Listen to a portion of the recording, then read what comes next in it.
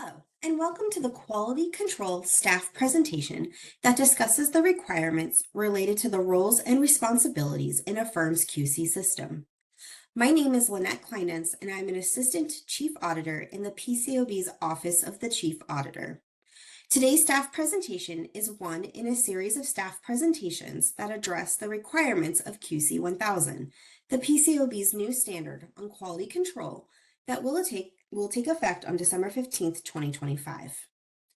Given the intent of this presentation is to focus on only one of the areas of requirements of the firm's QC system, we will not be discussing all of the nuances of the standard and related amendments. Therefore, I encourage participants to read the adopting release in order to gain a more complete understanding of the new standard and related amendments, and explore other implementation resources that have been issued to date, including a staff presentation and staff guidance document that provide an in-depth overview of QC 1000 and guidance for firms about how to comply with the standard. All of this can be found on the PCOB's website. Before we get started, I'll state our standard disclaimer. The views expressed are offered in my capacity as staff of the PCOB's Office of the Chief Auditor, but they are my own and do not necessarily reflect the views of the board as a whole, any individual board members, or other PCOB staff. QC 1000 establishes expectations of certain individuals within the QC system through the assignment of roles and responsibilities that are essential to a well-functioning QC system. This aspect of a firm's QC system involves clear lines of communication and decision-making authority and accountability for those assigned to such roles. Before we dive into specific roles and responsibilities required under QC 1000, I would like to remind everyone, all firm personnel and other participants involved in the design, implementation, and operation of the QC system must exercise due professional care in all matters related to the QC system. The standard requires firms to assign responsibilities for 4 different roles, which are shown on this slide. The roles are ultimate responsibility and accountability for the QC system as a whole, which I will refer to as ultimate responsibility and accountability throughout this presentation. Operational responsibility and accountability for the QC system as a whole, which I will refer to as operational responsibility and accountability throughout this presentation. Operational responsibility for the firm's compliance with ethics and independence requirements. Operational responsibility for the monitoring and remediation process. The firm is also required to establish a direct line of communication from each individual assigned operational responsibilities. That is, the bottom 3 roles shown in the slide in red, green, and gray boxes, to the individual assigned ultimate responsibility and accountability, which is the role shown at the top of the slide in the blue box. I'm going to point out a few specifics of each of these roles next, but first, I want to highlight an important point, which is that the individuals with ultimate responsibility and accountability and operational responsibility and accountability, which are highlighted with stars to the left side of the slide, are required to certify the firm's report to the PCOB on the firm's annual evaluation of its QC system on Form QC. I also want to point out that the individuals that fill the roles required by QC 1000 are required to be firm personnel. While these individuals may have other participants assisting with their responsibilities, such as individuals at the firm's network or consultants external to the firm, firm personnel are required to fill these roles and to bear the responsibility and accountability that comes with the role. As I will explain later, the firm has broader responsibilities with regard to its personnel than it has for other participants. Its QC system oversees all aspects of firm personnel's work, including their training, professional development, and performance evaluation. By contrast, while other participants are subject to the same level of oversight and accountability as firm personnel with respect to the work they perform on the firm's engagements or in the firm's QC system, The other aspects of their work are not for the benefit of the firm and are not the firm's responsibility. Firm personnel who are assigned operational roles within the QC system are part of the firm's QC system, carrying out responsibilities that are essential to the design, implementation, and operation of the QC system. Through their QC roles and responsibilities, these individuals set and reinforce the tone at the top and contribute to a culture that should prioritize ethical behavior and audit quality. During our outreach activities, we received questions about whether roles under paragraph 12 can be assigned to individuals outside the firm. For example, can operational responsibility for the monitoring and remediation process be assigned to an individual who is not firm personnel? The standard requires the role to be assigned to firm personnel. Another question arose in cases where there is a region or small network member firms within a geographical area. Can one individual serve as the monitoring lead for more than one member firm within the region? Firms will have to think about whether the individual meets the definition of firm personnel for each respective member firm. Assigning these operational roles to individuals from another firm who do not meet the definition of firm personnel would be inconsistent with the requirements of the standard. Let's go through a few important points about the individual with ultimate responsibility and accountability. First, the firm's principal executive officer is ultimately responsible and accountable. This is the firm's highest ranking executive, regardless of formal title. Second, if a firm has co-principal executive officers, each of them is ultimately responsible and accountable. Finally, the standard doesn't include any specific criteria required by individuals to serve in this role, such as competencies or credentials. It is important for the firm's principal executive officer, irrespective of whether that person is an audit practitioner, to be ultimately responsible and accountable for the firm's QC system, because this will lead to more vigorous oversight of the audit practice, benefiting investors and other stakeholders that rely on the firm's work. The individual or individuals assigned ultimate responsibility and accountability have the following responsibilities under QC 1000. That is, demonstrate a commitment to quality through the individual's actions, behaviors, and communications. This includes recognizing and reinforcing the importance of professional ethics, values, and attitudes, and establishing the expected behavior of firm personnel related to activities within the firm's QC system and the performance of its engagements. The individual with ultimate responsibility and accountability can demonstrate their commitment to quality in different ways. They can demonstrate it by walking the walk, for example, through their personal behavior, how they carry out their own duties, and how they articulate and implement the strategy of the firm. The individual with ultimate responsibility and accountability is required to establish or direct the establishment of structures, reporting lines, and authorities and responsibilities for the roles involving operational responsibility for aspects of the QC system and the QC system as a whole. As a reminder, these are the other required roles I mentioned a few slides ago.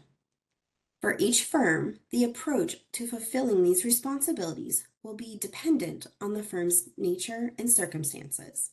For example, in a firm where there are fewer individuals with assigned roles, structures do not have to result in a complex organizational chart. Conversely, for another firm, it may be necessary to have multiple individuals or multiple layers of personnel support these roles. However, ultimate responsibility and accountability cannot be delegated. The individual with ultimate responsibility and accountability is accountable for the design, implementation, and operation of the firm's QC system in accordance with applicable professional and legal requirements and the firm's policies and procedures, as well as for the firm's annual QC system evaluation, which we'll discuss later on. The functions performed by the individual with ultimate responsibility and accountability may vary across firms.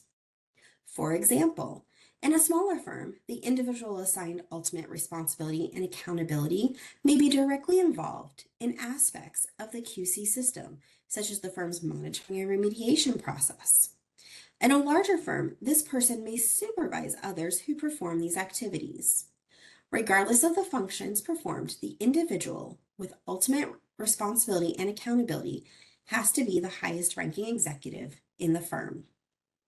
Finally, as I previously mentioned, the individual with ultimate responsibility and accountability is required to certify the firm's annual evaluation of its QC system on Form QC filed with the PCAOB.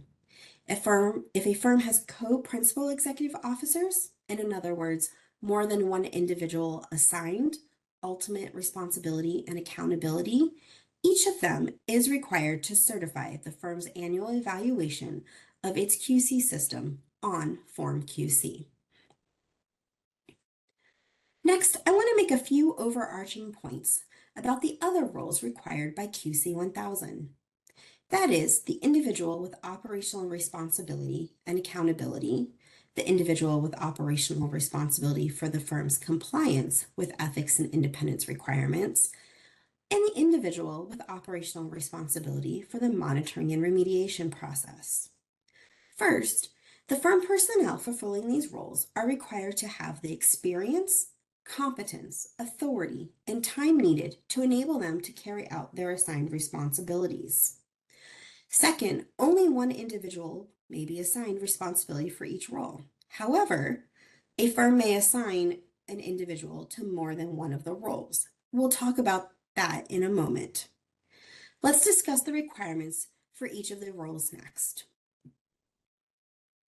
The individual assigned operational responsibility and accountability is required to supervise the design, implementation, and operation of the firm's QC system in accordance with applicable professional and legal requirements and the firm's policies and procedures, and certify the firm's report to the PCAOB on its annual evaluation of the QC system.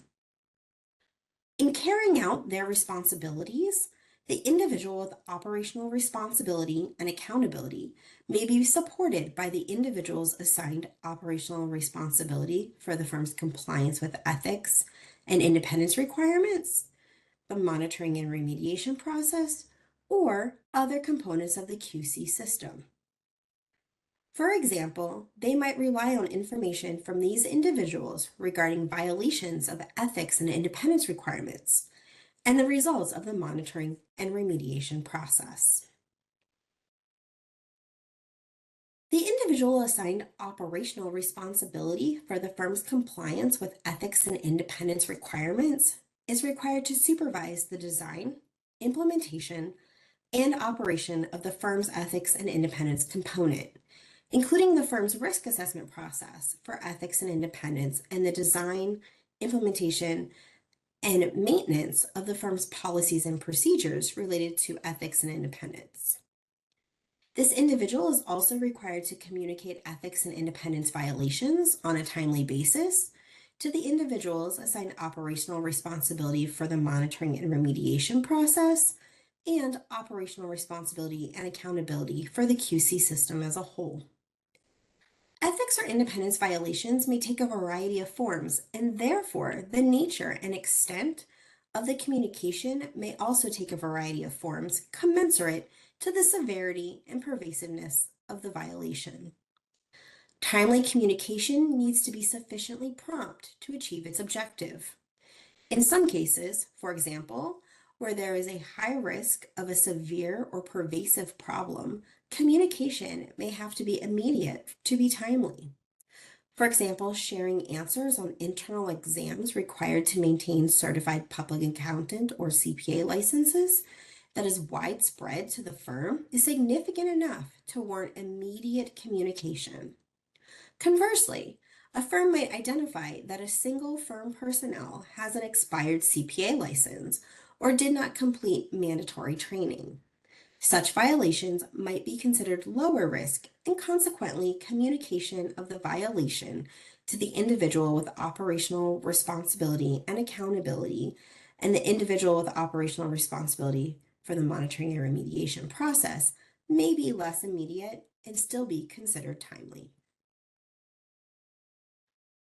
The individual assigned operational responsibility for the monitoring and remediation process is required to supervise the design, implementation, and operation of the monitoring and remediation process component and the evaluation of the QC system, including the evaluation of the results of the monitoring activities, the evaluation of whether remedial actions are implemented as designed and operate effectively to remediate QC deficiencies, and if not, the taking of timely action until such QC deficiencies are remediated, and the firm's other policies and procedures with regard to monitoring and remediation.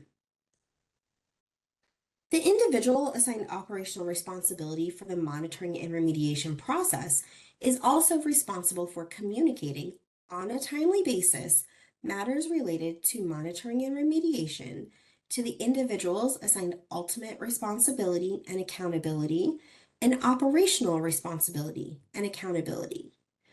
These communications would include key aspects of the monitoring and remediation process, such as the monitoring activities performed, results of the monitoring activities, and the remedial actions taken.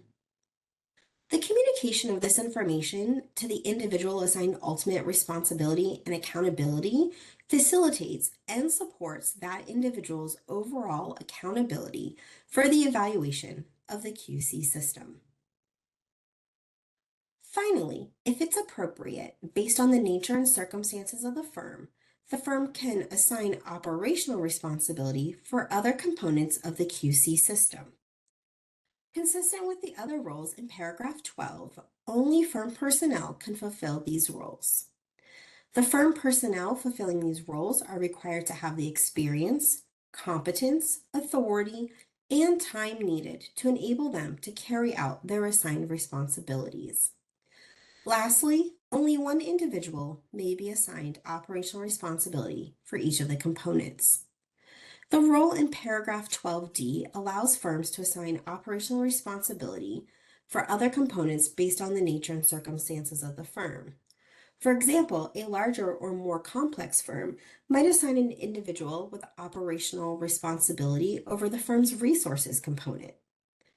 I want to emphasize that the assignment of this role is not a requirement, but if firms choose to assign an individual with operational responsibilities for another component, the person fulfilling this role has to oversee the entire component.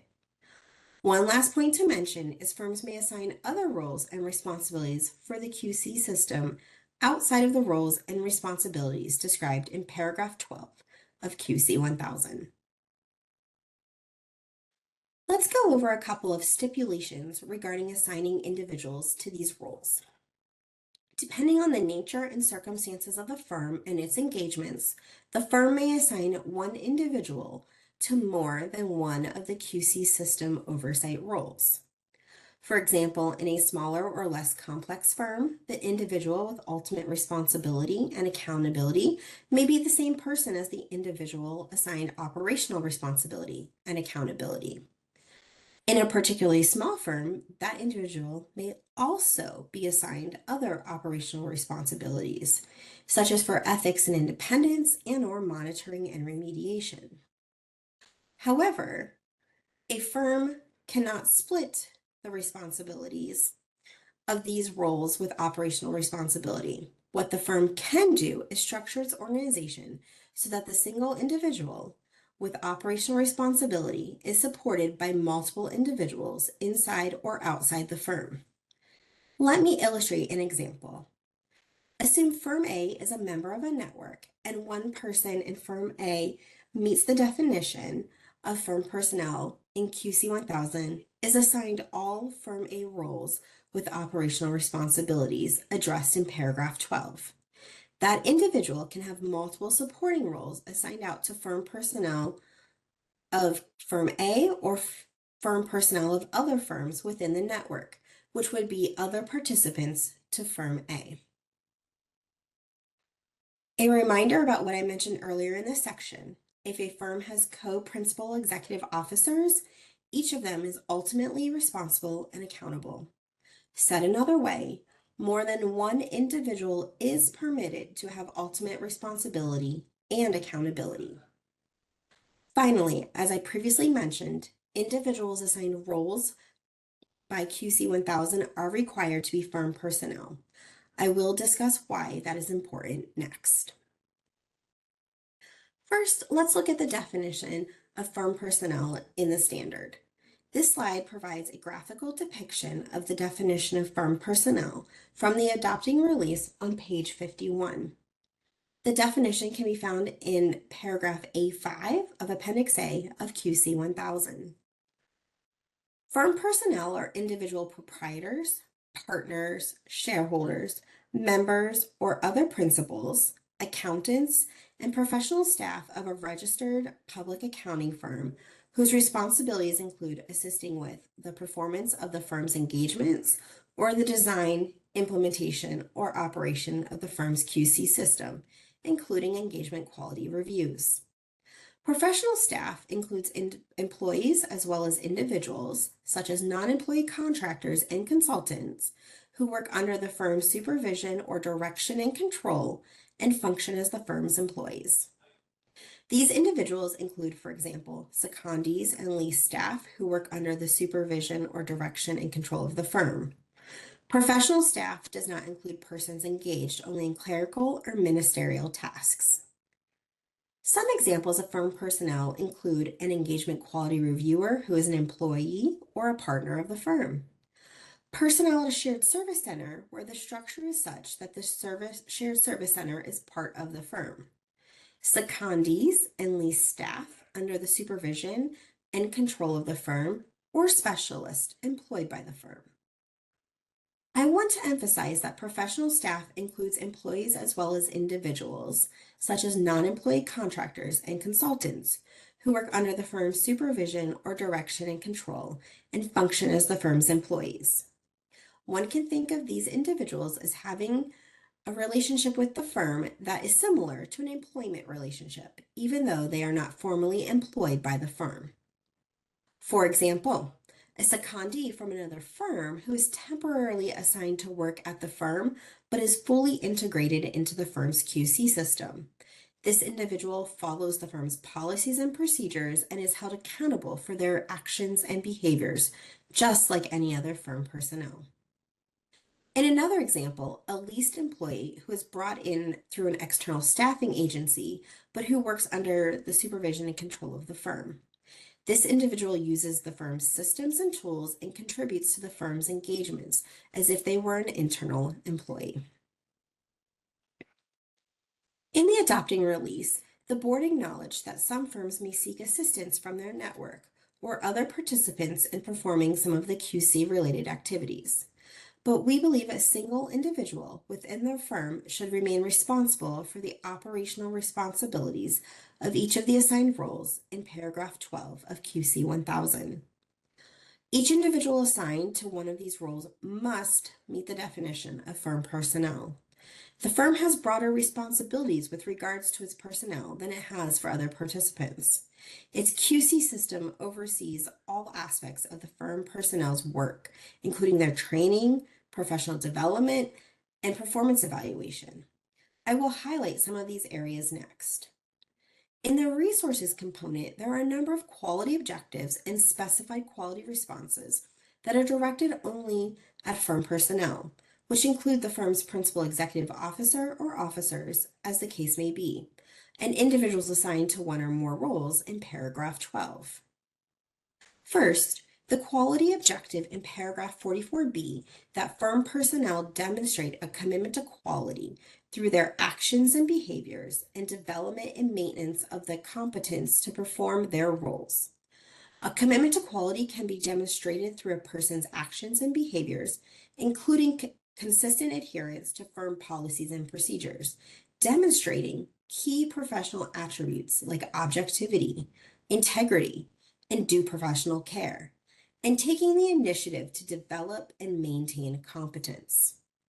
Second, consistent with paragraph 44F, firm personnel comply with the firm's policies and procedures related to the operation of the firm's QC system and the performance of its engagements and the work performed on other firms' engagements.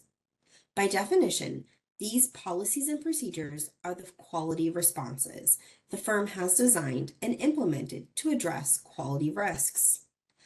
Firm personnel need to understand these policies and procedures and operate in compliance with them in order for the QC system to operate as designed and achieve its objectives.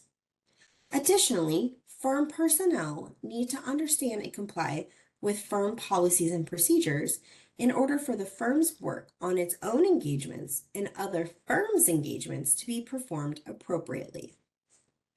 Another quality objective is in paragraph 44G, that firm personnel are evaluated at least annually, incentivized to fulfill their assigned responsibilities, and adhere to appropriate standards of conduct, including through compensation plans and decisions in which quality considerations play a critical part, and held accountable for their actions and failures to act.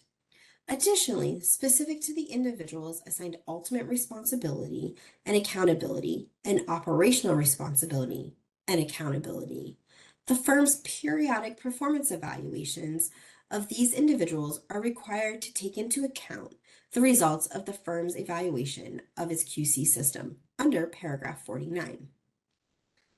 Additionally, under paragraph 46, firms are required to design, implement, and operate and maintain policies and procedures for firm personnel to adhere to appropriate standards of conduct. The references to appropriate standards of conduct include fulfilling engagement and QC responsibilities with competence, integrity, objectivity, and due professional care, and complying with applicable professional and legal requirements and the firm's policies and procedures.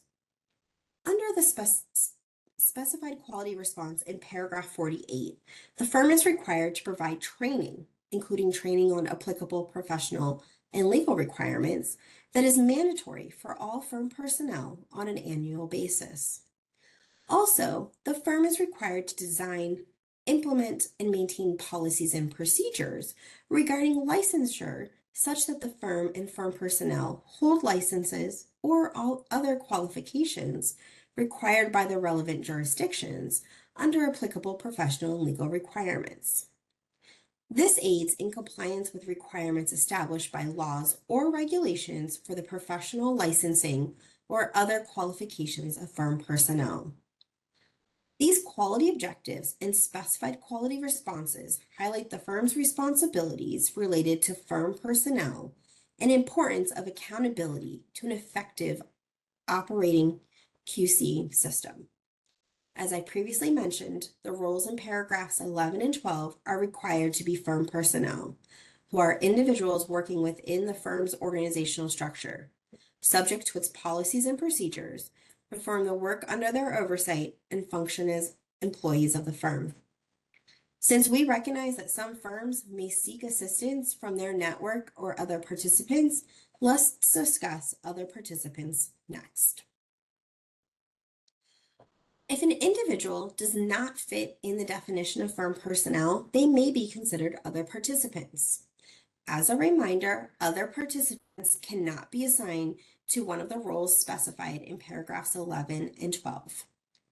While it may be beneficial and in many cases essential to use other participants in the firm's QC system, these arrangements can pose risks because other participants may not be subject to the same quality controls as firm personnel.